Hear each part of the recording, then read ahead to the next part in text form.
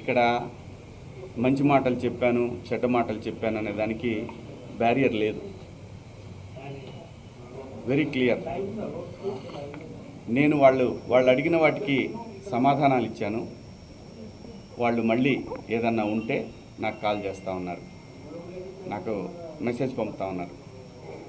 నేను అన్నాను, నా వల్ల ఎవరన్నా ఇబ్బంది పడినాన్ని మీకు నేను ఇబ్బంది పెట్టానని మీకు ఎవరన్నా డైరెక్ట్గా వచ్చి కంప్లైంట్ ఇస్తే అప్పుడు కూడా నేను వచ్చి మీకు సమాధానం చెప్తాను మేడం అని చెప్తాను.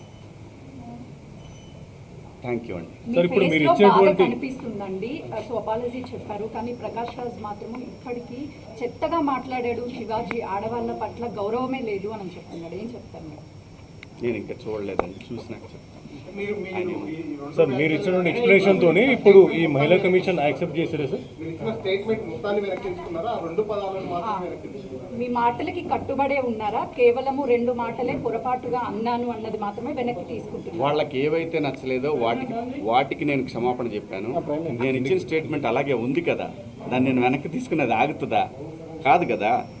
నేను మంచి చెప్పటం తప్పు అనేది నాకు అర్థమైంది.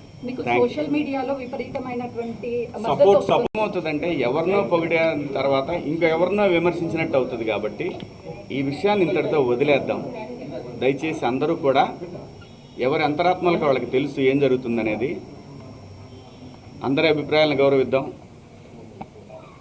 ఫైనల్లీ సోషల్ మీడియాలో మద్దతు పెరుగుతుంది కాబట్టి ఇక మీద నుంచి కూడా అవేర్నెస్ కల్పిస్తూనే ఉంటారా? ఈ లైన్ స్టాండ్ ఒకటి కేవలం ఒక్కరిద్దరు మాత్రమే వ్యతిరేకించారు, బయట సామాన్య ప్రజలందరూ కూడా మీ వెంబడి ఉన్నారు.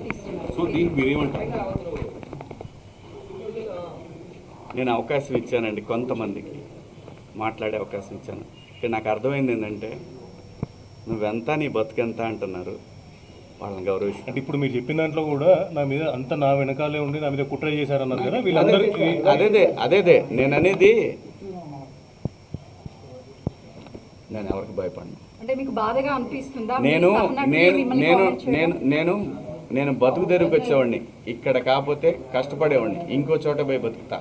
అంతేగాని ఆత్మాభిమానం చంపుకొని ఎవడికో భయపడి, ఎవడో బెదిరిస్తే, ఎవడో వార్నింగ్లు ఇస్తే భయపడే రకాన్ని కాదు. అంత మాత్రం చేత వ్యవస్థలను గౌరవించకుండా, నేనుంటున్న పరిశ్రమను గౌరవించకుండా అంత విలువలు లేని బతుకు నేనైతే బతకట్లేదు. అంటే మీరు హీరో రోల్స్ తర్వాత కూడా ఇప్పుడు కొన్ని ప్రత్యేకమైనటువంటి రోల్స్ చేస్తున్నారు కదా, అది ఎవరికైనా ఎవరి రోల్స్ అయినా తగ్గించే అవకాశం ఉంటుందని మేము ప్రజలు అనుకోవచ్చు. నా చూడండి, నాకు భగవంతుడు ఈ జన్మలో నటుడిగా బతకమని ఇచ్చాడు.